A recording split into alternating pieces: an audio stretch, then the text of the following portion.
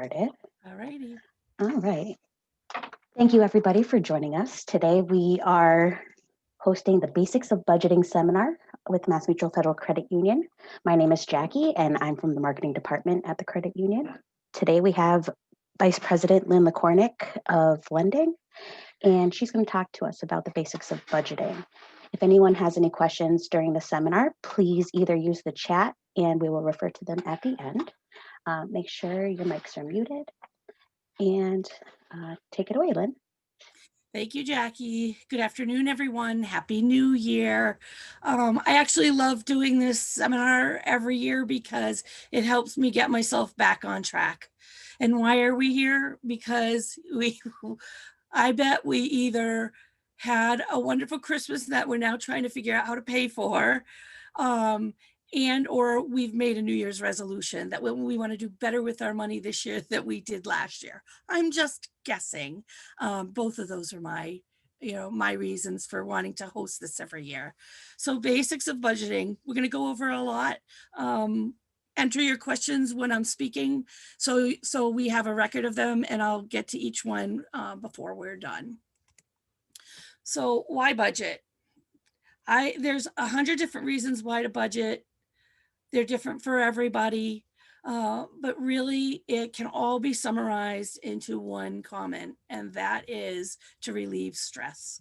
That's the goal of understanding what comes in and what goes out of your money in terms of income and expense. That's why you want to budget. You want to prepare for things that haven't happened yet, and you want to prepare appropriately based on the past. In order to do that, it's going to take some work. It's going to take commitment. If you're a household of more than one, it's going to take the entire household for you to be successful. Even if you're the one who manages the money, there's probably behaviors going on that need to be changed so that the result of all your hard work getting to a place of comfort is well earned. So you've got to engage everyone in your household in order for this to be successful. You've got to do the work, commit to it, and then you can almost set it on autopilot for a while. But the hard part is today is to figuring out where I am, where I need to be, what adjustments I need to make. You're going to need to track future expenditures so you know what they are, and you're going to need to look back a little bit and see what you've been spending on things that you can easily track. But knowledge is power, and I think that's the hardest part, is understanding what's happening now and what needs to change to be a little bit more successful in the future. And you think of a budget as a way to manage your money. It's a plan. Here's my plan. It's going to be a living document. It's going to change from time to time, no matter what, because life changes. So I love this quote. Dave Ramsey is like a finance guru for like 20, 25 years. He said a budget is telling your money where to go instead of wondering where it went. Most of us are looking at our cash flow in the past. Today, I don't have the money that I hoped I had to pay a certain bill, but you have to look back at where it went, and there's a lot of regrets there. I wish I had contemplated purchasing this big ticket item, but I didn't think about what was coming up, that I had taxes due, or I had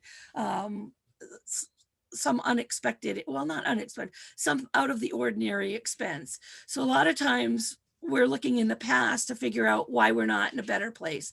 Dave Ramsey has, he's a radio host. He has a great website that's very comprehensive. He has something called the Financial University, Peace Financial University, Financial Peace University, something like that. It escapes me. Much of his site is not free, but it's a great place to go find things. And what you're going to hear from me is that different tools work best for different people. So a lot of this is maybe some trial and error where I don't like what this is doing for me. I'm going to try and do it a different way.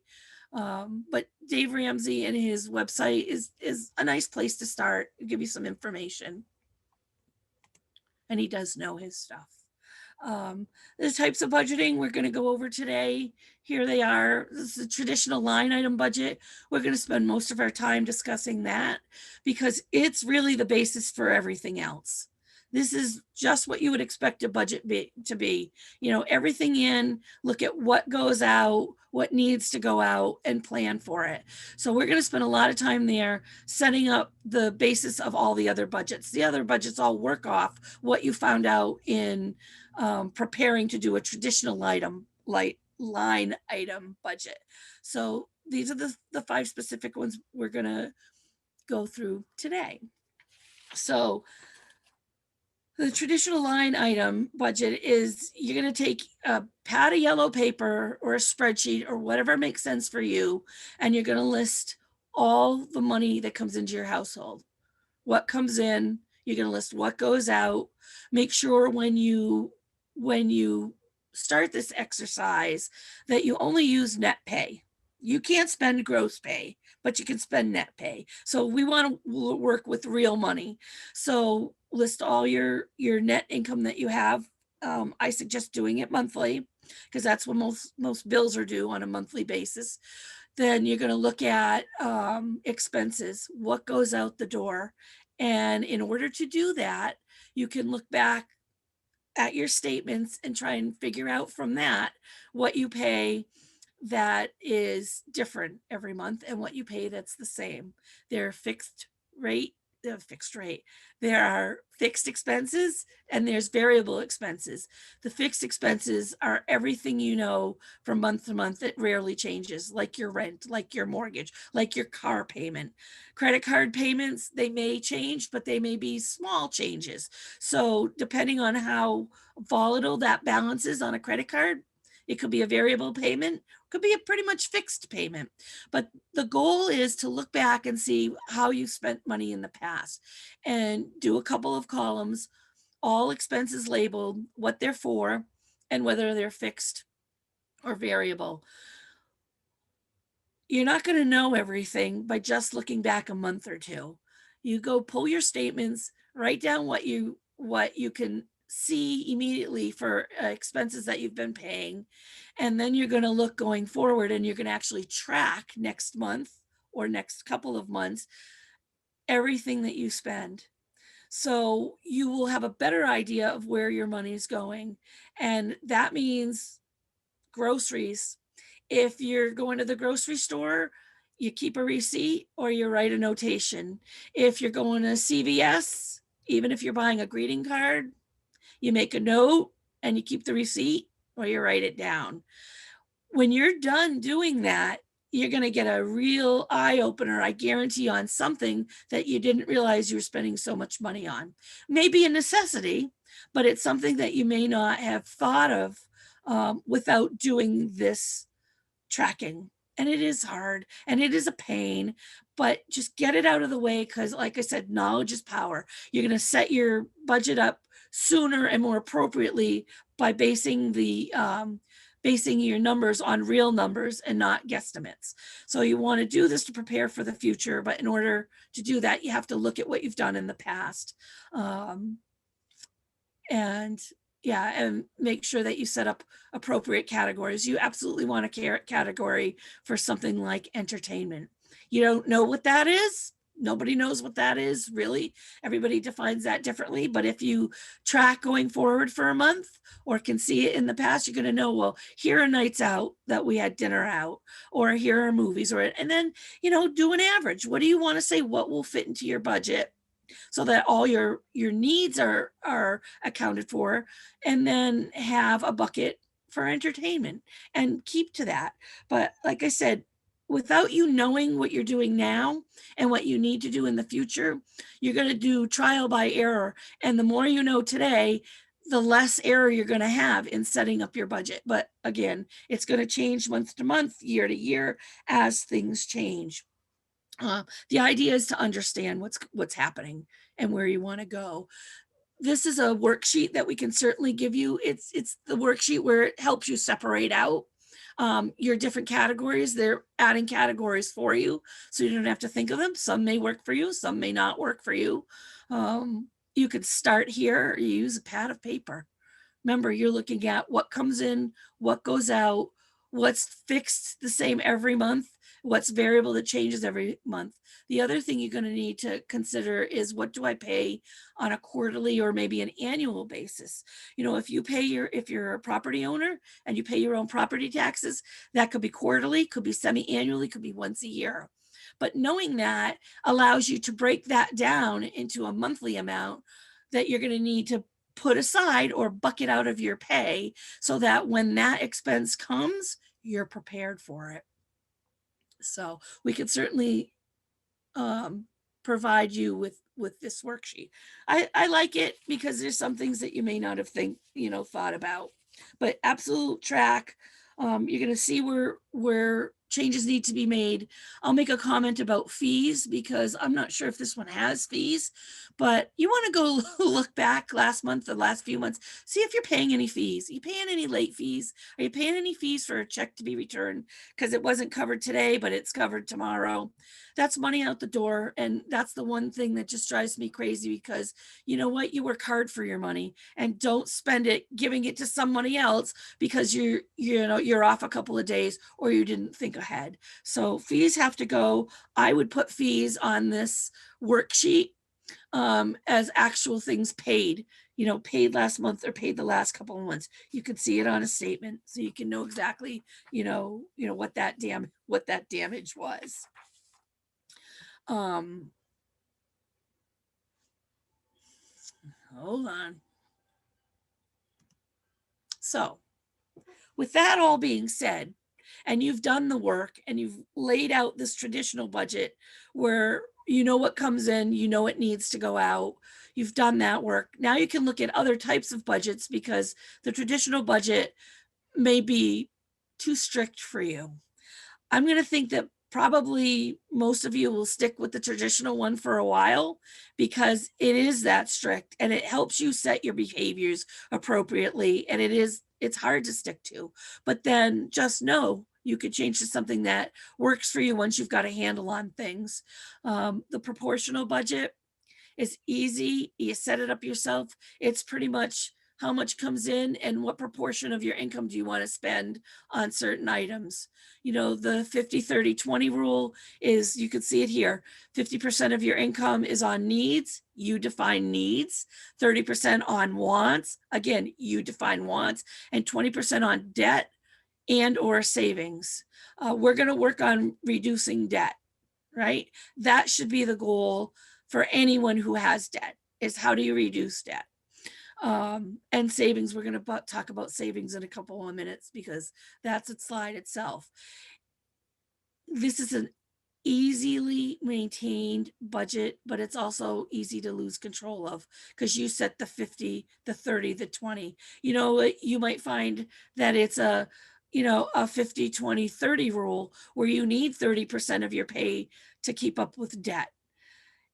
This is a sliding scale.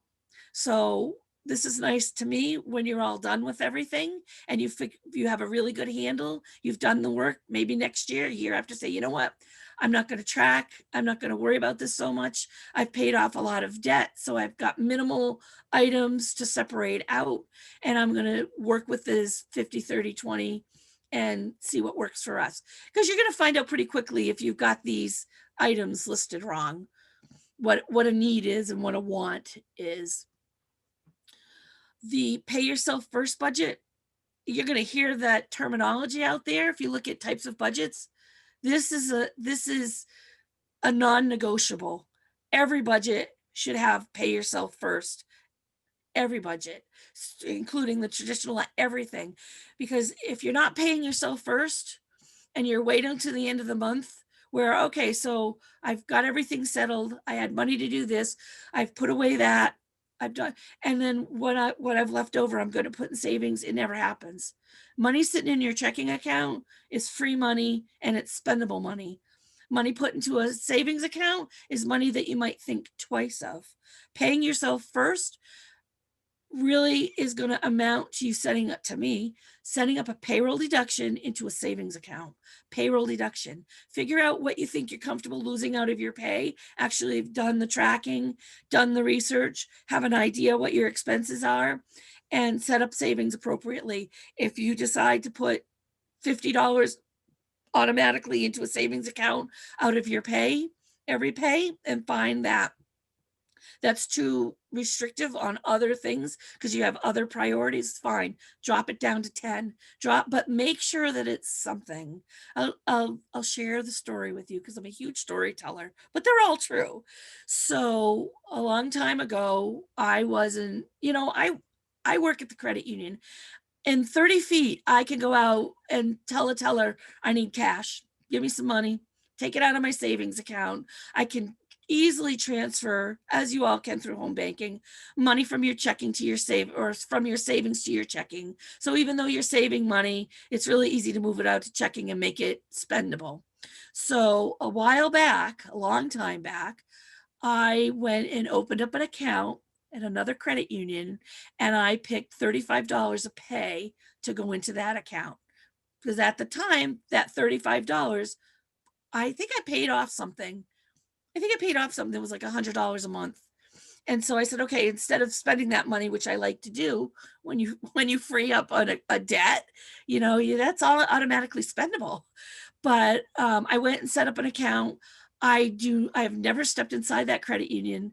I don't even know my account number there. But this morning when I was preparing for this, and I have not done that at my previous budget seminars, I divided my balance by the number of pays because I've got a $15,000 balance at that credit union. And I've been doing this for over 17 years, but I haven't missed a beat. And it's blind money and it's there should I need it. I've never needed it up to this point because I know it's there and I don't want to touch it. It's hard to touch it. They won't even mail me a check because I don't know my account number. So in order for me to access that money, I have to go there, present myself with ID. So I made it 17 years ago difficult for me to get that. And as a result, I've got 15,000 somewhere that I didn't miss. So that's my story. And that's why you really want to pay yourself first. But at this time, because you're just starting down this road, don't make it too difficult because then you will be there moving that money out too quickly. So think about that.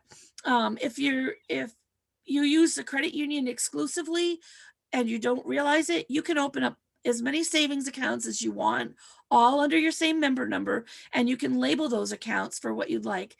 If this is another thing to consider when budgeting, if you've decided you're gonna a goal for staying on track and doing the hard work it is to get yourself on a budget, that you're going to take the family to Disney World next year, do a little research. How much is that going to cost?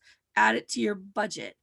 Put it in a savings out, say, well, I'm going to need X amount of dollars out of every pay. I'm going to put that in a savings account, a separate share savings in the credit union. I'm going to label that Disney. And so you easily, with every statement, see what you're doing in that account. So it can be as easy as you want to make it. But the pay yourself budget, like I said, is an absolute must. Absolute must. The envelope budget is a real thing. It's where I learned, and it's like 100 years old because I learned from my grandfather. My grandpa told me how to do this when I needed to become fiscally responsible. And he did it because he was a farmer. And this is how he managed his money his whole life. And what that means, and this may work for you, because basically money today is all a bunch of numbers. It's not as tangible as it used to be with cash. So the envelope budget, again, is relying on what you started out by doing your research and your tracking, and you're going to have an envelope labeled for each one of your expenses: rent or mortgage, utilities, car payment, entertainment, whatever works for you. But this is what you do. You get your net pay, where I would almost guarantee that everybody's income, whether it's from MassMutual or another employer, is deposited into an account automatically. It's how you get your money a day early when you post it to the credit union. But this type of budget means going to an ATM or going to a drive-up window and asking for everything in cash. your pay in cash, including ones and fives and tens and 20s, and you go fill up those envelopes appropriately. It's tangible, it's cash. I think it helps for young people, and I think it helps for anybody who needs to see the immediate effect upon you going to the movies when it's the third week of the month and you've spent all of your entertainment envelope.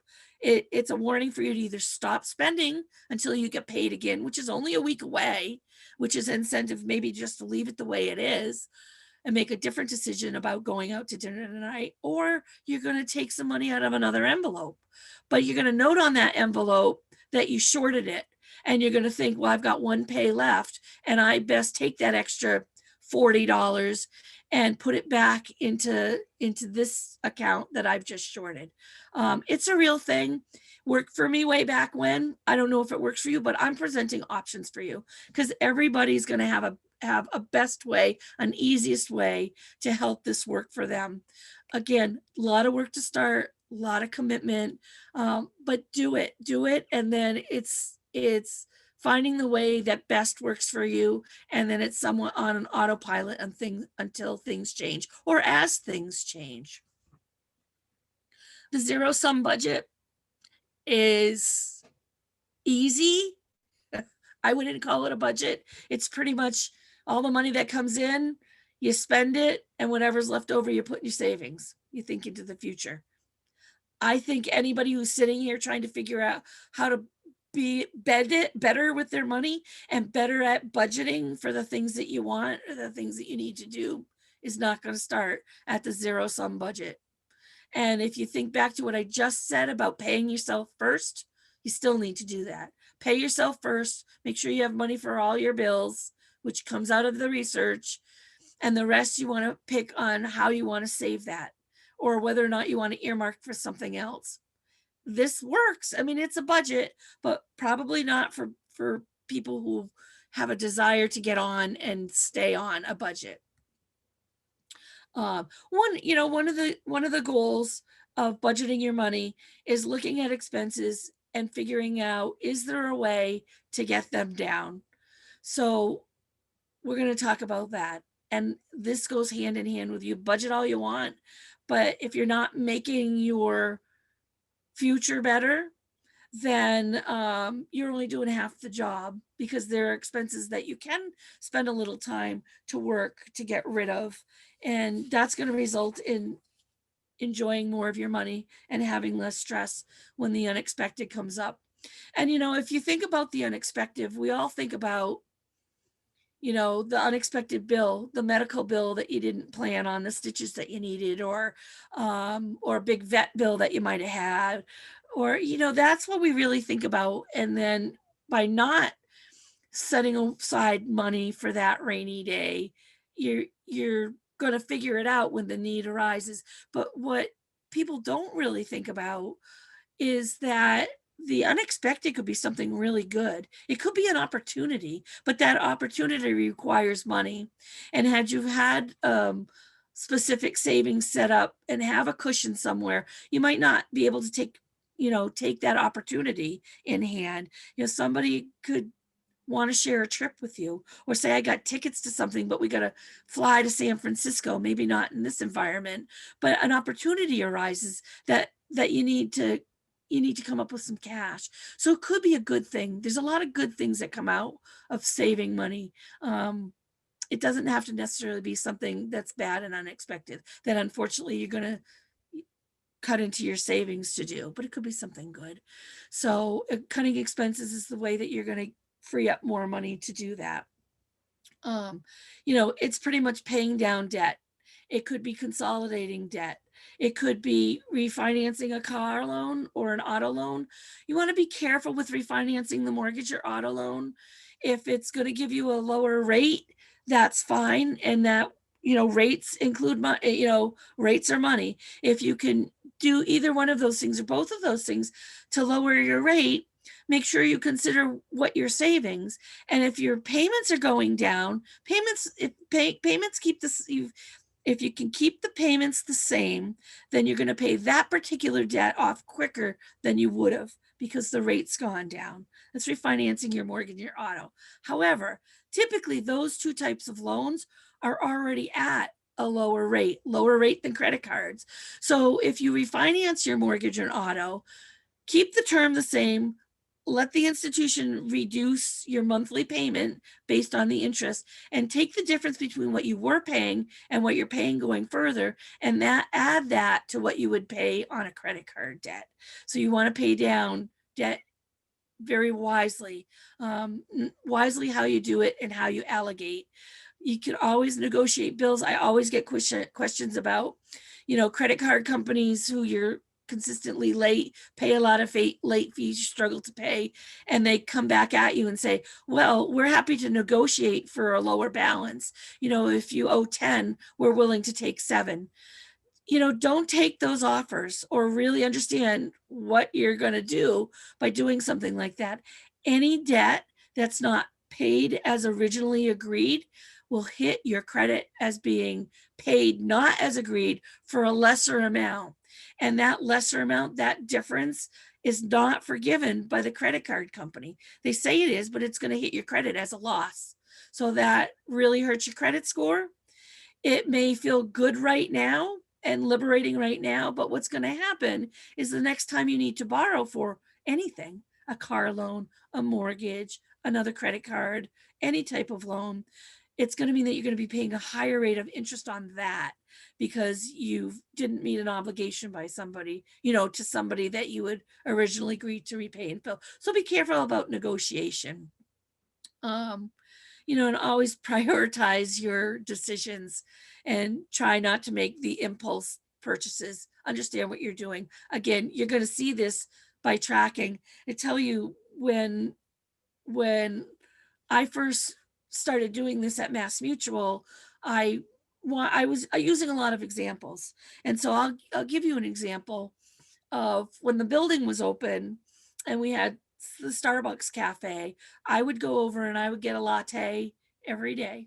My treat, was right out my back office door. And that was $4.41 a piece. But times 5 days a week, times 20 working days, times I use 10 months and not 12, because when I'm on vacation, I don't get lattes. That amount that I was paying annually, and I did it more than a year, I guarantee it, just for a latte was almost $900. And who in their right mind pays $900 for some caffeine? Well, I was. And you know what? I love my lattes. But once I wrapped my head around it, until I got other things satisfied, I stopped with the lattes. And I thought twice about whether or not I was going to get more than one a week. That's what this tracking is going to show you, is where maybe money's going that you don't need to spend. If you have gym memberships or club memberships that you don't use, stop them. If you have subscriptions you're paying for and you say, well, sooner or later, I'm going to read all the old ones, or I'm going to use that service again, and you're not right now, stop them to get a handle on everything, because you probably want to pay down a credit card instead of paying a gym membership that you're not using. And you know what? A lot of these places or subscriptions that you stop, when the time comes that you say, yeah, I really do want that again, or I want to start that over, or I want to look into this now, I got a handle on things, you're going to get a new plan with them that could result in lower than what you were paying now. Because right now, if you're not using it, you're wasting your money. So think about those kind of things. What are you spending for that you're not really using? And there's a lot, and I can tell you that you're going to see that.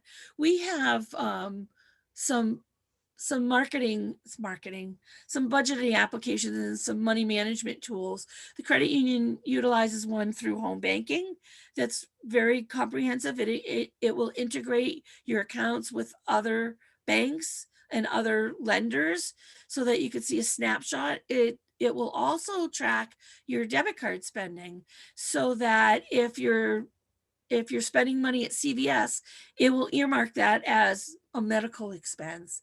If you're going to a grocery store, it'll already label that and lump that in with other grocery store purchases. It's quite nice. Check it out. It's free.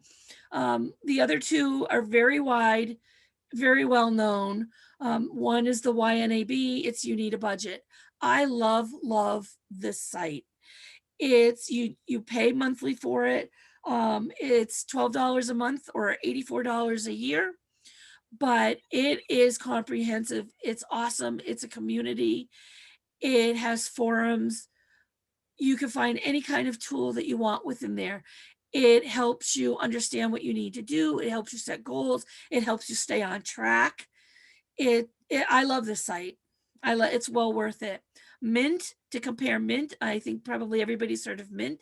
Mint is freezy. Oh my God, free and easy to set up. It's free because you have to listen to ads. That's not so bad. It's very easy to use. However, Mint is really great if you want to see what's going on. It doesn't really help you stay on track, and it doesn't always really help, set you up for success. It lets you do the work by showing you in charts and graphs what you're doing now and how it looks. So you can use them both. They do different things, but the You Need a Budget site, I absolutely love. So we'll talk more about paying off debt, relieving debt, getting debt down. There's all kinds of ways to do it. These aren't just all of them. These are some of them. There's a debt avalanche and a debt snowball, which start out to be the same data that you're going to use, but opposite ends of how you're going to utilize that data. Balance transfers and personal loans are a little bit different, may work for you, may not work for you, depends on the research you do, the size of the debt, and the interest rate you're paying. So for the debt avalanche and the debt snowball, what you want to do is you want to list all your debts, your credit cards, your bank loans, list all your debts. And then you're going to, with the debt avalanche, you're going to look at the highest interest rate to the lowest interest rate. Obviously, the debt that has the highest rate is the one you're paying more for. So the debt avalanche is you paying the minimum payment on all other debt, and we'll talk credit cards for right now. You pay the minimum payment for all of the credit cards, and you pay your excess or earmark the most amount of money towards the highest interest rate card. That's smart. It's a no-brainer. However, it can be a little demoralizing if your credit card with the highest rate has a $10,000 balance, and even though you're adding an extra $100 a month to the minimum payment, you don't see the balance go down very much. There's not a lot to feel good about until it starts getting paid down more, or you find more and more to pay over the minimum payment. The debt snowball is the same but opposite. You're gonna look at all your debt, but you're gonna sort it by the balance of the account, and you're gonna earmark your minimum payments to everything but the lowest balance debt.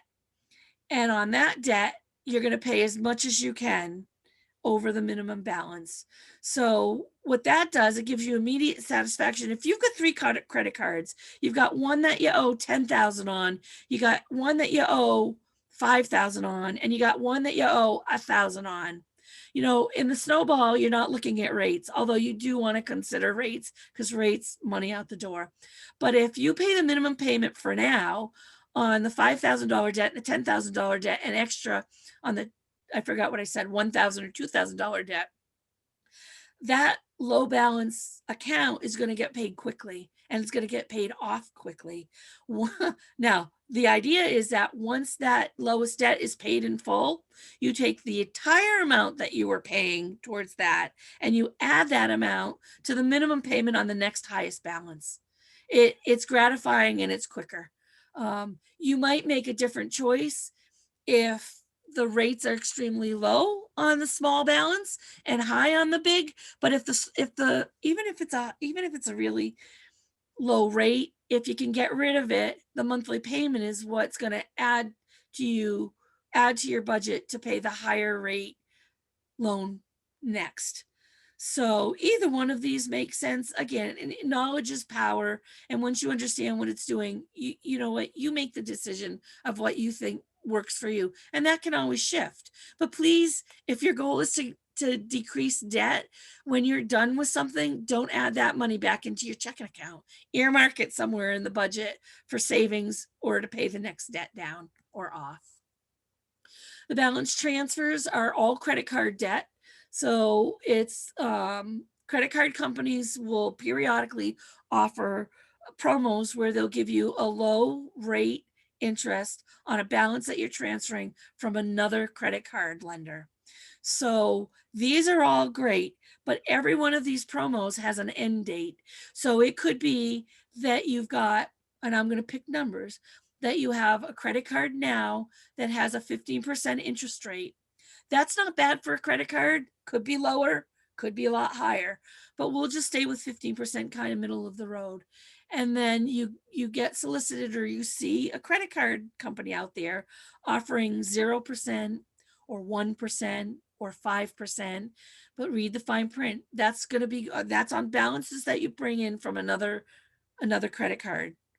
But be careful, because that 0 to 5, whatever the low rate is going to expire in 3 months, 6 months, maybe a year, but they're all going to expire. And then the fine print is going to tell you, then it's going to be a go-to rate, whatever the rate is in effect at that time for any borrower or any credit card user. This balance, whatever remaining balance you have on the balance transfer, is going to go to that rate. That's okay. There's a couple of things to think about.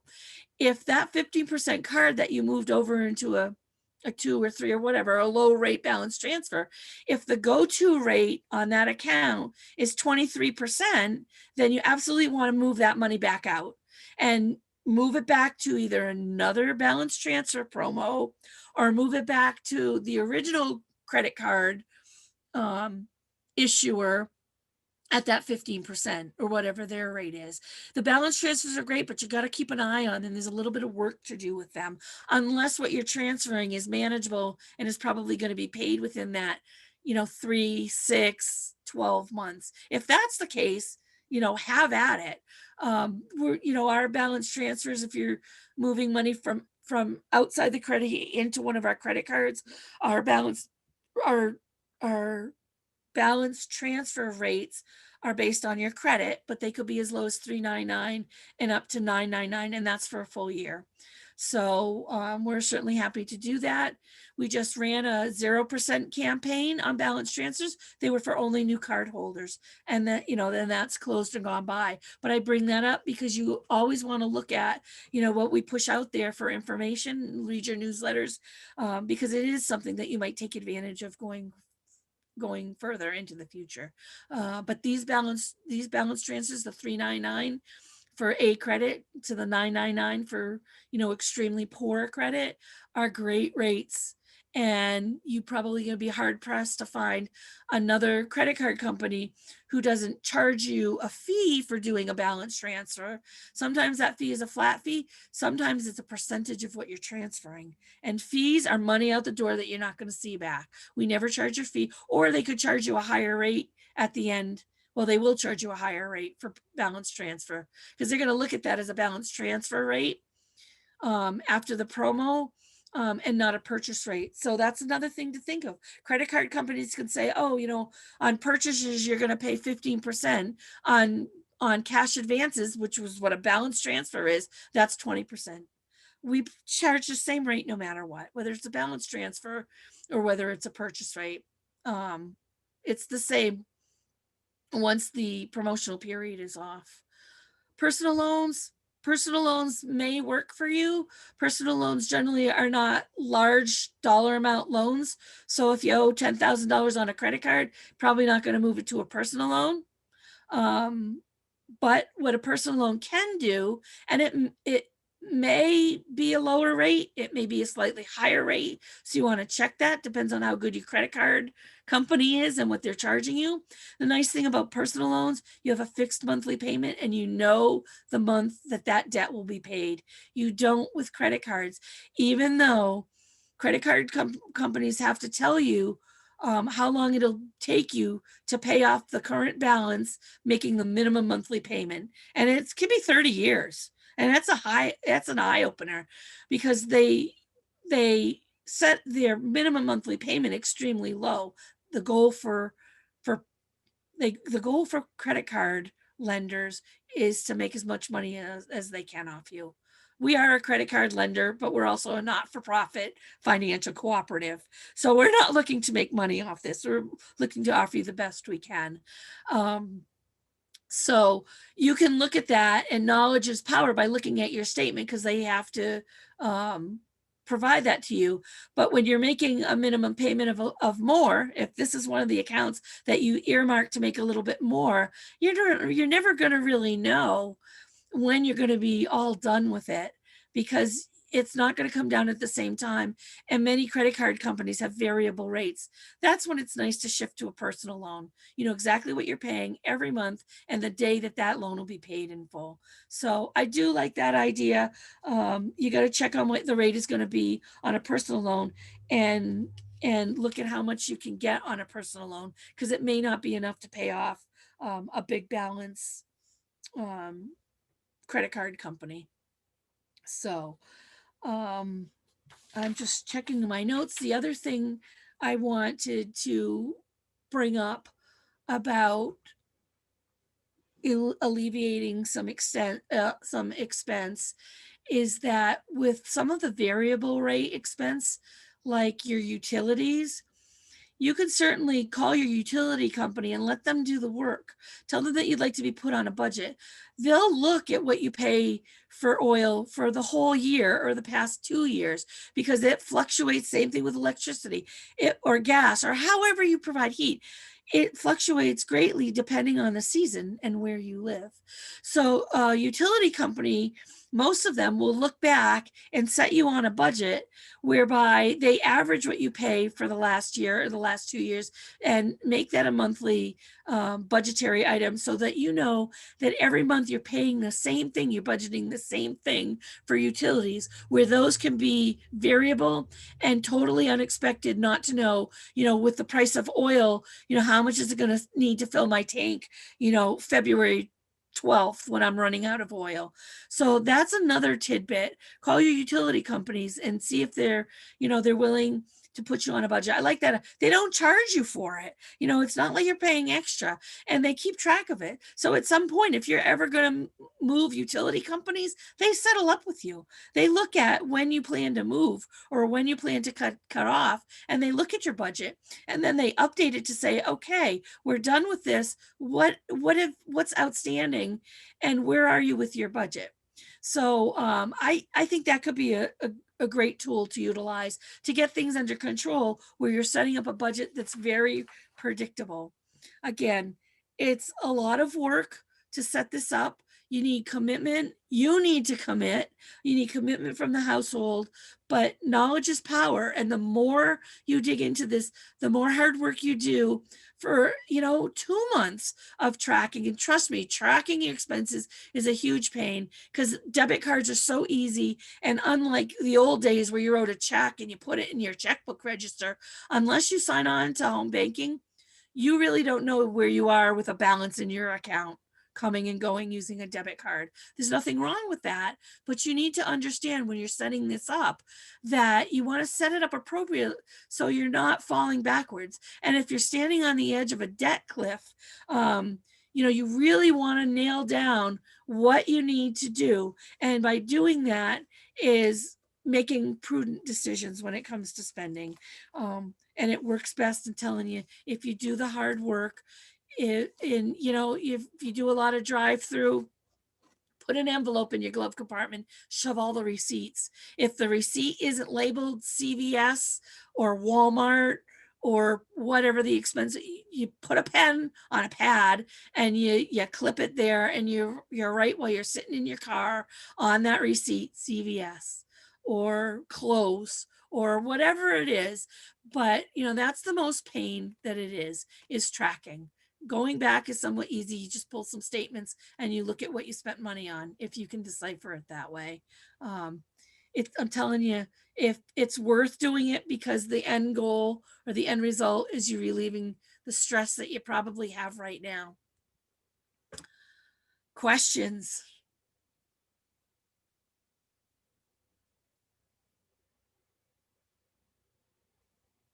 Jackie, are you out there to help with this? I am. I don't see any questions on the chat at this time. Since there's no questions on the chat, if anyone does want to pose a question, feel free. Yeah, and you know what? I'm not a big Zoom technology user, so I don't know if it's appropriate to just unmute people and let them ask. I don't know, but you know what? But I'm happy to answer questions. You know what? Others may gain insight by your question. If it's personal, you know, you've got my name. You certainly get my email address and pose questions to me through email. But I like the idea about talking it through. I may have missed something that's more appropriate to your life, but not to mine. Definitely. And if anyone has any questions going forward, we are sharing this presentation with everybody. So yes, Jeremy will be sending that out with a follow-up along with the survey as well. And we also did record it so you can find it on our YouTube page as well. Just some comments from the chat. Lynn, Daryl says, thank you for the class. You're very friendly and knowledgeable. My interactions with you have been fantastic. Awesome. Then a lot of kudos to you on the presentation as well. Thank you. This is the first one I'm doing this way. The first one I'm having to look at myself while I'm trying to, you know, think about what I'm doing, sitting in my house with 3 dogs. This is good. So I'm looking forward because I've never watched myself on tape. These have always been like a stand up in front of a room. And yes, video chat or whatever, you know, other people could see it, but I never watched myself. So I'm anxious to see how I did and critique myself. So thank you for the kudos. Definitely. Well, thank you everyone for joining us. If you do have any follow-up questions, feel free to reach us on any of our social media channels listed on the screen, or feel free to email us at memberservice@massmutualfcu.org. Thank you again, Lynn. Thank you all. Thank you. And I appreciate it. Take care.